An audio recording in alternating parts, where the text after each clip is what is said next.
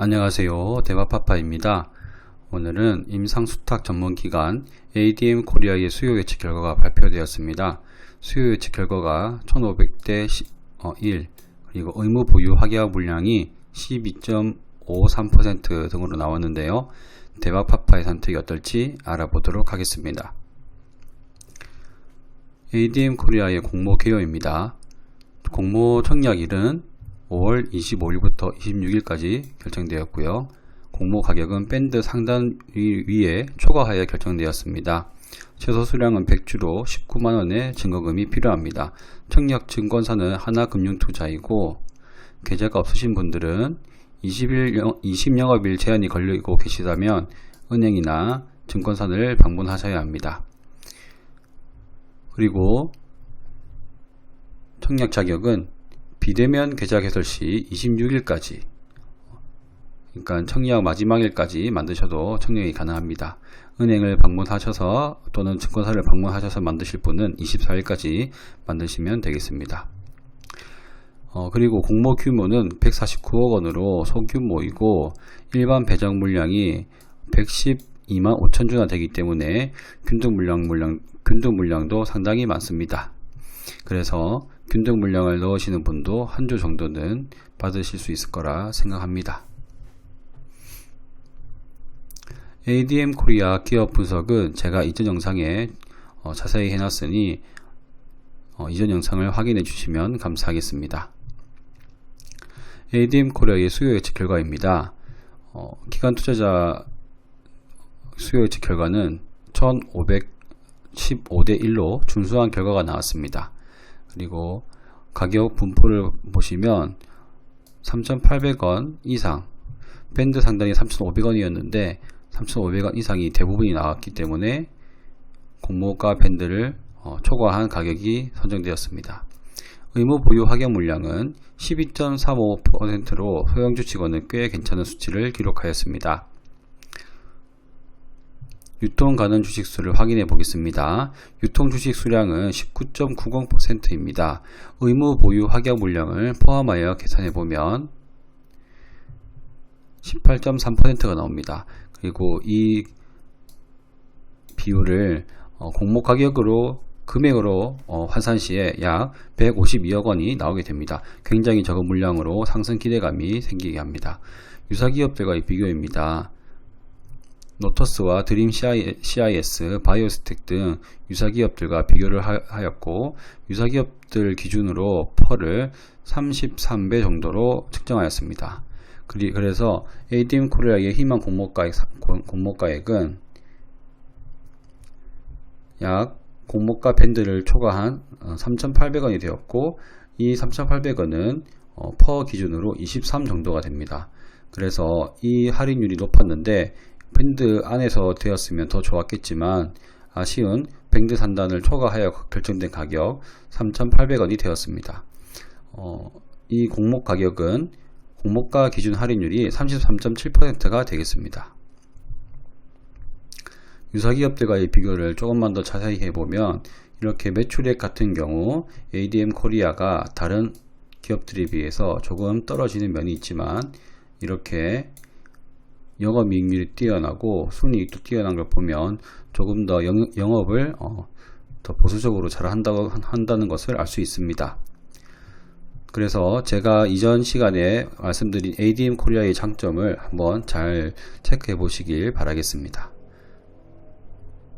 그래서 이 드림 CIS를 비교했을 때 시가총액이 얼마 나지 않기 때문에 그렇게 크게 비싸다고는 말할 수가 없을 것 같습니다. 그리고 CRO 업체의 주가는 고객사가 중요하다고 하는데요. 노터스 같은 경우에는 수익 2%를 받는 이버백틴에 부각이 되었다고 합니다. 이 이버백틴은 대용 제약에서 만든 코로나19 치료제인데 임상 실험을 한 노터스에도 수익 2%를 받는다는 소식을 나고 난 뒤에 주가는 계속 우상향을 하였습니다. 반대로 드림 CIS 같은 경우 아까 ADM 코리아와 가장 비슷한 시가총액을 보여주고 있었는데요. 이 드림 CIS는 계속 지속적으로 주가가 하향 중인데 기사를 검색해보면 딱히 신약 관련된 업체들은 보이지 않고 메디팁이나 아니면 여기 레귤락시스에서 MOU를 체결한다는 사실 큰 영향가 없는 기사들만 나오고 있었습니다. 메디팁 같은 경우는 뭐 연구 컨설팅 업체이기 때문에 이런 경우에는 신약 개발에 대한 수혜를 받을 수가 없다고 생각합니다. 그래서 고객사가 없는 이 드림 CIS가 가장 낮은 시총을 하고 있겠죠. 그리고 제가 지난 시간에 분석해 드렸지만 ADM 코리아는 대형 제약사 우리나라 10개 탑 10 안에 있는 제약사들과 거래를 많이 하고 있기 때문에 고객사들에 대한 모멘텀을 ADM 코리아가 받을 수 있을 것이라 생각합니다. 바이오스텍의 경우를 보겠습니다. 이번에도 이렇게 주가가 급등한 뒤에 지금은 조정을 받았는데요. 이 이유는 조금 다릅니다. 다른 CRO 업체들과는 다르게 바이오 자회사가 있는데 이 신약 개발 이슈가 나왔기 때문에 이 이슈를 통해서 상승을 한 것 같습니다.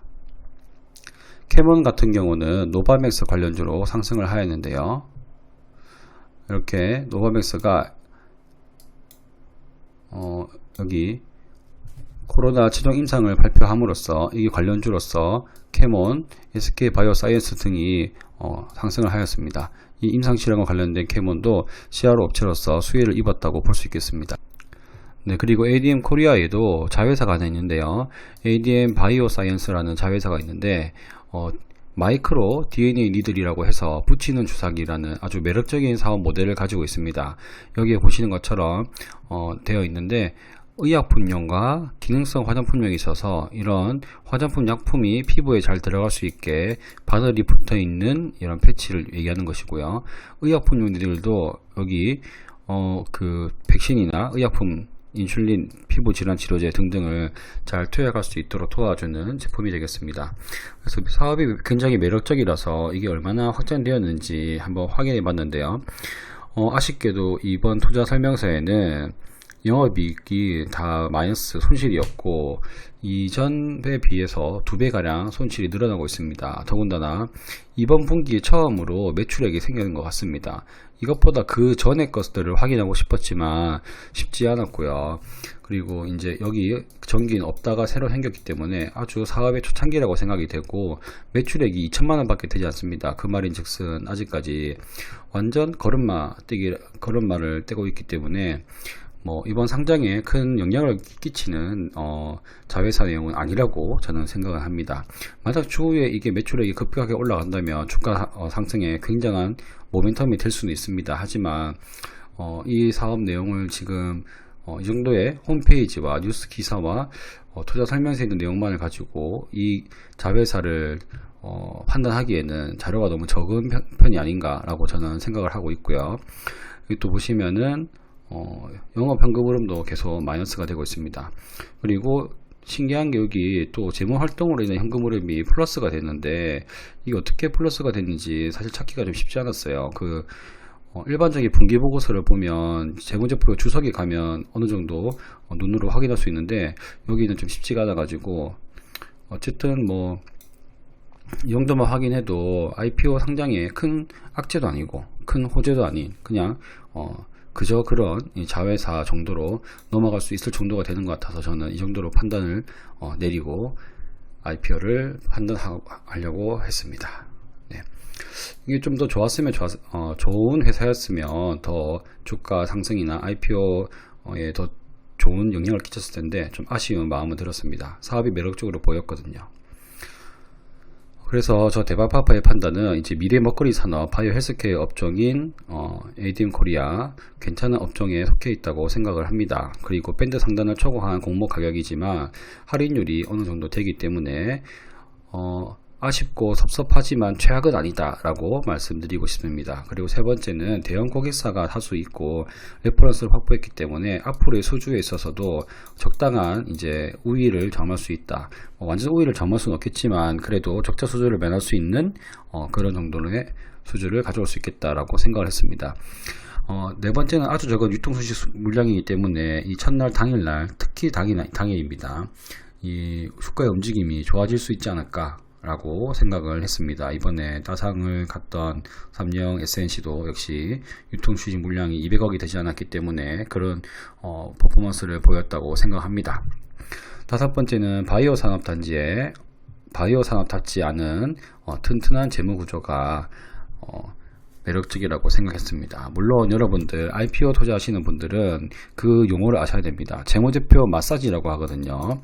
그래서 상장하기 1에서 2년 전부터 재무제표를 조금 무리를 하셨든지 아니면 합법적인 범위 내에서 인위적으로 조정한다든지 매출을 조금 더 땡겨 받는다든지 여러 가지 방법들, 합법적인 방법들을 통해서 재무구조 튼튼하게 만들긴 합니다. 하지만 이제 바이오 산업에서는 이 재무구조 튼튼한 게 쉽지 않은데, 여기에서는 이제 2019년만 안 좋았고 그 전에도 좋았고 2020년에도 좋았습니다. 그렇기 때문에 그런 튼튼한 재무구조는 이제 의지만 있으면 좀 잘 만들어갈 수 있지 않을까 생각을 했습니다. 그래서 좋은 업종인데 나머지가 좀 탄실하다라고 생각해서 저는 대박파파는 비례물량까지 풀 청약을 하도록 하겠습니다. 그 비례물량까지 풀 청약할 때 제가 대출을 사용하는데 또 중요한 것 중에 하나가 환불일이거든요. 환불일이 이틀 뒤에 들어옵니다. 그래서 이자 계산도 2일치만 하면 되기 때문에 이 정도는 어느 정도 좀 노려볼 수 있지 않을까 라고 생각을 하고 있습니다. 제가 요 근래에 CMCNS 수익을 많이 못 내서 좀 아쉽긴 하지만 그래도 거기에 너무 얽매이지 않고 계속 종목들을 발굴하고 투자할 것은 또 계속 투자를 해나가야 한다고 생각합니다. 네, 그래서 여기까지 ADM 코리아에 대한 수요 예측 결과 분석해드렸고 대박파파의 판단 말씀드렸습니다. 다시 한 번 더 말씀드리지만 ADM 코리아에 대한 기업 정보는 제가 첫 번째 만들어 놨던 영상이 있으니 그 영상을 꼭 참고해 주시면 감사하겠습니다. 오늘도 봐주신 여러분들 감사드리고 대박파파였습니다. 그럼 안녕.